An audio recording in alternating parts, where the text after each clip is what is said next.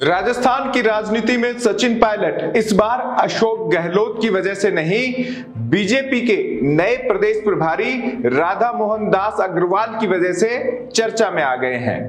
सचिन पायलट के समर्थक प्रदेश भर में उनके दौरे के दौरान विरोध कर रहे हैं। यही बात प्रभारी को अखर गई है और उन्होंने साफ कह दिया है, अगर राजस्थान में रहते हुए किंचित मात्र भी उनको हानि पहुंचती है तो एकमात्र दोषी सचिन पायलट होंगे।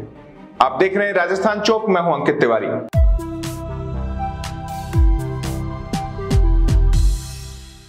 राजस्थान की राजनीति में नया अध्याय शुरू हो रहा है। यह अध्याय विधानसभा और लोकसभा चुनाव के बाद का है, उपचुनाव से पहले का। बीजेपी ने प्रदेशाध्यक्ष और प्रभारी दोनों बदलकर संकेत दे दिए कि संगठन अब सत्ता के साथ मिलकर और सत्ता से थोड़ा अलग भी तेजी से काम करेगा। जो धार बीजेपी की रही है वो खोसी गई थी, वापस लौटाने की तैयारी है। यूपी के तेज तर्रार सांसद, विधायक रह चुके और खाटी राजनेता, यूपी में खुद अनुशासनात्मक चिट्ठियों का सामना करने वाले राधा मोहन दास अग्रवाल को जिम्मेदारी सौंपी गई प्रभारी के तौर पर। हालांकि प्रदेशाध्यक्ष के तौर पर मदन राठौड़, एक शांत व्यक्ति को जिम्मा दिया गया।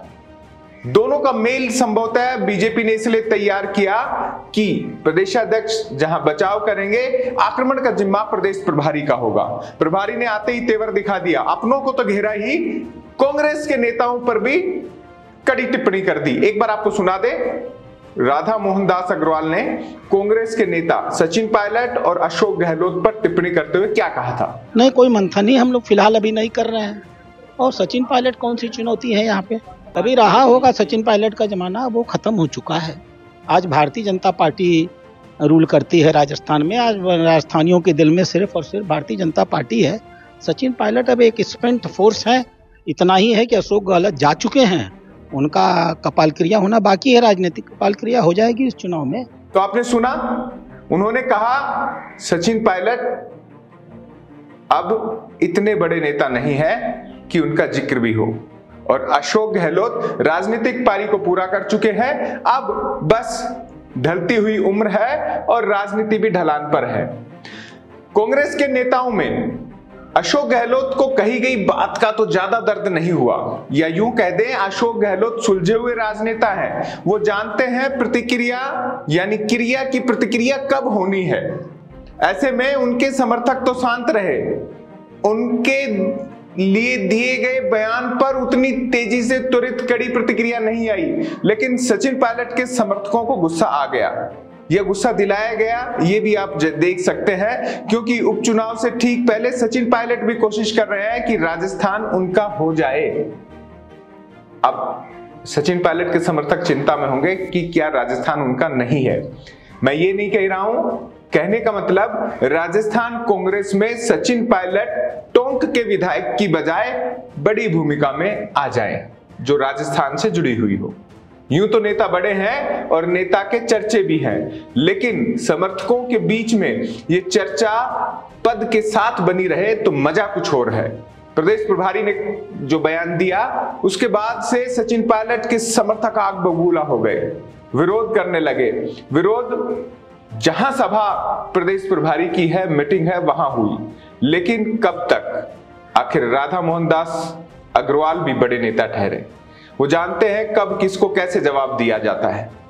लगातार हो रहे विरोध के बाद जब देर रात उनकी काफिले को सचिन पायलट समर्थकों ने रोका तो गुस्सा होना लाजमी था। बयान भी आया है, आइए सुनिए राधा मोहन दास अग्रवाल, बीजेपी के प्रदेश प्रभारी ने क्या कहा। इस देश का लोकतंत्र आपको राजनीतिक रूप से लड़ाई लड़ने का अधिकार देता है और मेरे खिलाफ भी लड़ाई लड़ने का अधिकार देता है, वहां तक तो चलता है। लेकिन रात को घेर करके नौजवानों के साथ आप सोचेंगे कि हम गाड़ी पर आक्रमण करेंगे, मान लीजिए शीशा टूट गया होता तो? इस राजस्थान में रहते हुए आज के बाद मेरे जीवन पर अगर किंचित मात्र भी खतरा आता है तो मैं उसके लिए सिर्फ और सिर्फ सचिन पायलट को जिम्मेदार मानूंगा। राजनीति का ये कोई तौर तरीका नहीं है।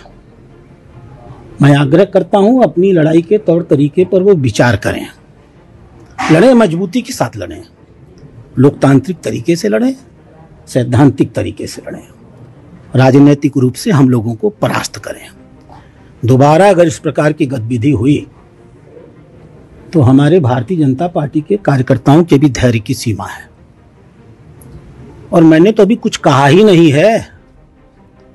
जब मैं कहना शुरू करूंगा तो बड़ी समस्या पैदा हो जाएगी, क्योंकि तब मैं ये परिभाषित करूंगा कि वो स्पेंट फोर्स है क्यों। पूरा राजस्थान जानता है इसको।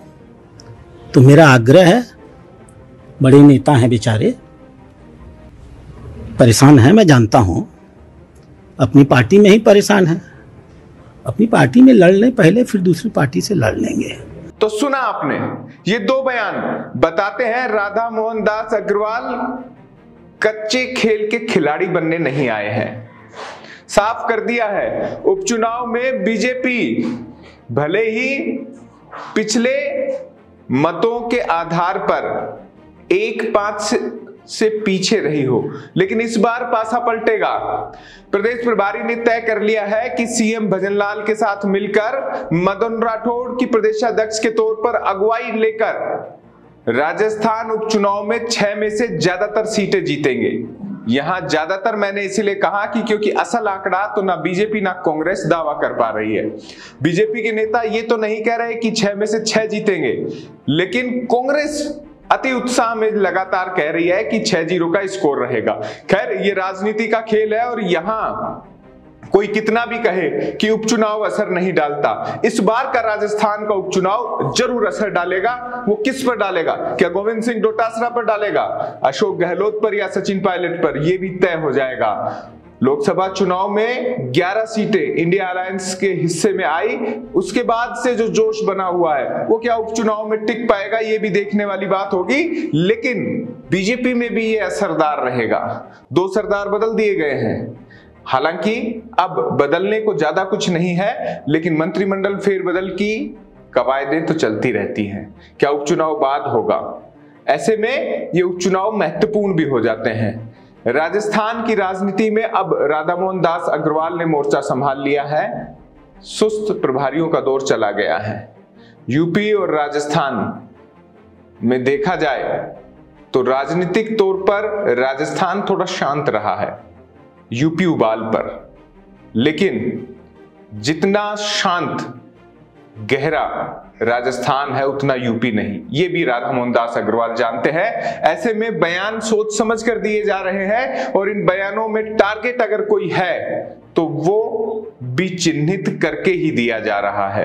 इस टारगेट के आधार पर राजस्थान की सियासत में एक बार फिर से उबाल है। सचिन पायलट का इस पर बयान अभी तक नहीं आया है। क्या वो समर्थकों के जरिए अपनी इमेज को, अपनी चर्चा को, या सचिन पायलट राजस्थान में हैं, इस बात को सिद्ध कर रहे हैं?